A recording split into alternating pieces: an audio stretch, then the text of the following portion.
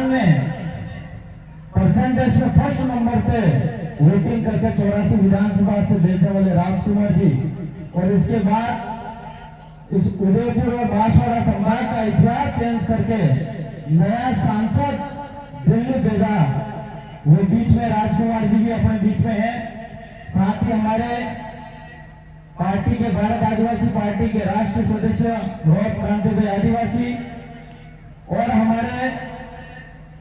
भारत आदिवासी party के प्रदेश अध्यक्ष भाई श्री रमेश जी मौर्य साहब, और हमारे स्थानीय जिले डूंगरपुर जिला के जिला अध्यक्ष भाई श्री अंतोष भाई, और यहाँ पे तमाम जो कैंडिडेट टीमों और कार्यकर्ता, मेरी ओर से आजपुर विधानसभा की ओर से खूब खूब धन्यवाद जोहार करना चाहूंगा। मेरे से पहले काफी सारे वक्ताओं ने बात रख रहे थे और मैं भी कुछ बातें रखना चाह रहा था और रखूंगा। ये 84 की हवा जब से घूमी है तब से कम नहीं हुई है। राजकुमार जी पहले जो लगभग 12 से 15,000 वोटों से जीते थे और उस समय में सेकंड पोजीशन रहा था, लेकिन इसके बाद फिर 2023 के अंदर 23-24 के अंदर चुनाव लड़े तो उसी वोट की लीड के वोट में 3 गुना आप 84 की जनता ने जिता के 84 से जोधपुर भेजा था। यहाँ पे कई लोग अभी 84 की हवाओं को कम करने के लिए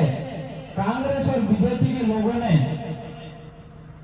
इस तरह से चूहे छोड़ रखे हैं, ये आपका होंदा एम्बेड में कही चूहे छोड़ रखे हैं हवाओं को खराब करने के लिए कि 84 के अंदर गुटबाजी हो रही है। 3 कैंडिडेट थे पहले 50 से फिर 10 हो गया, अब 3 हुए, अलग अलग हवा जा रही है। 84 के 3 ब्लॉक के अंदर सीपीआई, छिंदवाड़ा और जोधपुर की तीनों की हवा अलग अलग है, लेकिन जो भी गुमराह करने वाले हैं कांग्रेस बीजेपी वाले, उनको कह देना चाहूंगा मैं कि ये तीनों इस मंच पे जो 84 में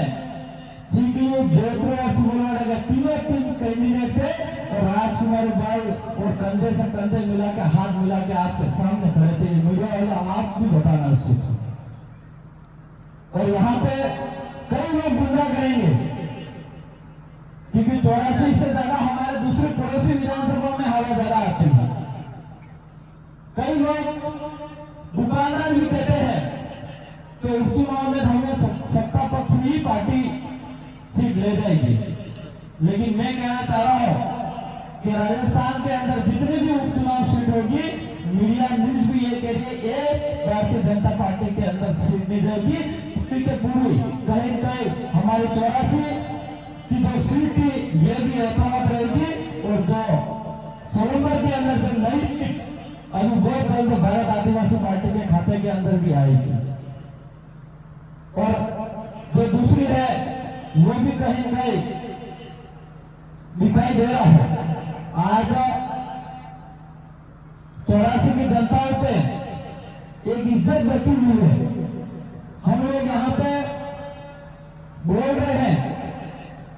इतनी ताकत से बोल रहे हैं कि 84 की जनता ने जिता के सबसे पहले राजकुमार जी को संसद एमएलए बना के भेजा था, और उन्होंने वो काम करके दिखाया जो उनकी वजह से हम 3 विधायक दूसरे निकले। और आज मैं फिर से कह रहा हूं कि 84 की जनताओं को ये नहीं सोचना है कि राजकुमार जी नहीं है तो आपने थोड़ा दिला रही जी हम सोचो करके, हमारा भाई एक और जिला के भेजा है, और हम भी जो कमी महसूस करते हैं, विधानसभा के अंदर 3 विधायक हैं और हम भी चाह रहे 5 विधायक खोए, इनके આપણે કહેવામાં કેજું है चाहे नारे में वहां આપણે चाहे कई पासों में बात करो, फिर भी बाप दादा डोगरा कहता कि 3 से काम नहीं है, बराबर 5 जना छोड़ पड़े एक नहीं कहता था। तो मैं यही चाहूंगा कि 84 जनता और सोलंबर की जनता से यही कहना चाह रहा हूँ, राजस्थान विधानसभा के अंदर हम 3 है, आप 5 करके दे दो, ये मैं चाहूंगा। तो कहीं कहीं हमारी भी ताकत रहेगी और हम जरूर हमारे सांसद साहब के नेतृत्व में काम करें, पार्टी के नेतृत्व में काम करेंगे। समाज ने हमको जिम्मेदारी दी है तो पूरी तरह से निभाने का काम करेंगे, लेकिन कहीं कहीं हम लोगों को, युवा और बुजुर्गों और महिलाओं को साथ मिलकर, कंधे से कंधा मिलाकर हमको काम करना होगा। एक छोटा सा उदाहरण मैं देना चाहूंगा। अपने समाज की ताकत को तोड़ने के लिए उन लोगों ने कई प्रकार के तरीके अपनाए हैं इस एरिया के अंदर, लेकिन फिर भी हमारी जनता की ताकत नहीं टूटी है। अभी ये लोग कुछ युवाओं को अलग दिशा में ले जाना चाह रहे हैं, बुजुर्गों को अलग दिशा में ले जाना चाह रहे हैं, महिलाओं को अलग दिशा में ले जाना चाह रहे हैं। महिलाओं को लखपति बना के बहाने के मार्फत से हमारी सरकार ये कर रही है, यूं करके अलग ले जाने का काम करे। बुजुर्गों को, युवाओं के प्रति बड़े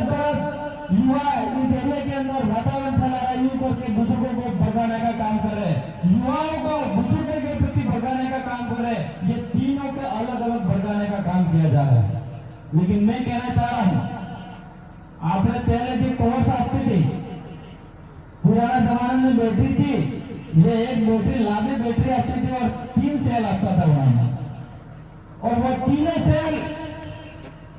अगर उल्टा उल्टा रहता तो लाइट लगती नहीं, लेकिन तीनों सेल एक साइड चलते तो वो लाइट उजाला होता। तो मेरा यही कहना है, बुजुर्ग और युवा और महिलाओं को एक ताकत से हमको टॉर्च की तरह एक ही लाइन में रहेंगे तो जरूर हमारा 84 के अंदर उजाला भी होगी, और जहां से विधायक हमारा जयपुर के अंदर हमारे साथ आवाज उठाएगी 84 की जनता की, ये मेरा विश्वास है। इसलिए आप सभी से निवेदन है, मैं ज्यादा कुछ आज बोलना नहीं चाहूंगा, क्योंकि आज की अभी कुछ समय पहले हम जिला परिषद में बैठक थी और इससे पहले कई सारे अलग अलग मुद्दे भी उठा रहे थे, और अभी वर्तमान जो हालात चल रही है, हमारे जिला अध्यक्ष साहब भी बता रहे थे कि कहीं कहीं सरकार इस भारत आदिवासी पार्टी से इतनी डरी हुई है जो कोई कल्पना नहीं कर सकता है। आज से 5 साल पहले या 10 साल पहले इस एरिया के अंदर मुख्यमंत्री कोई आने के लिए तैयार नहीं था। 5 साल में एक बार मुख्यमंत्री आता था और देश के राष्ट्रपति शायद इस एरिया को पढ़ते भी नहीं थे। लेकिन जब से भारत आदिवासी पार्टी जीती और ताकत बनी तो आज सीएम 5 साल में एक बार में, साल में 6 से 7 बार सीएम आ रहा है। वो भारत आदिवासी पार्टी की ताकत है। इसलिए साथियों, हमारे भारत आदिवासी पार्टी के डर के हिसाब से सरकार के सीएम और मंत्री यहाँ का प्रभारी मंडल बना दिया है, वो सिर्फ अपने आदिवासी समाज की एकता और ताकत को तोड़ने के लिए और आदिवासियों की आवाज, एससी एससी ओबीसी माइनॉरिटी और जो जमीन वाली आवाज है उसको दबाने के लिए यहाँ के प्रभारी बना दिए। ये प्रभारी हमारे भारत आदिवासी पार्टी को रोकने का काम करने का काम करे, लेकिन एरिया के अंदर विकास किस तरह से होना चाहिए इस पे बात करने के लिए तैयार नहीं है। आज हमारे इस 84 के प्रभारी मंत्री साहब टीआरई मंत्री है, और टीआरई मंत्री सबसे बड़ा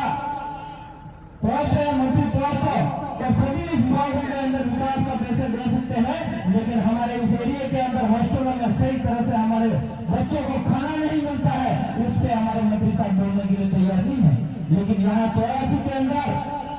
मोदी की वाह करने के लिए, भजवाल जी की वाह करने के लिए जरूर तैयार है, लेकिन इस क्षेत्र की जनता किस तरह से दुखी है उस पर बात करने के लिए तैयार नहीं है। साथियों, इसलिए मैं ज्यादा बातें नहीं करूंगा। बातें करने में कुछ बहुत सारी बातें करनी थी, लेकिन मेरे कम शब्दों में भी इतनी बात करूंगा। मेरी बात को सुना, इसके लिए खूब खूब धन्यवाद। सबको जवाब।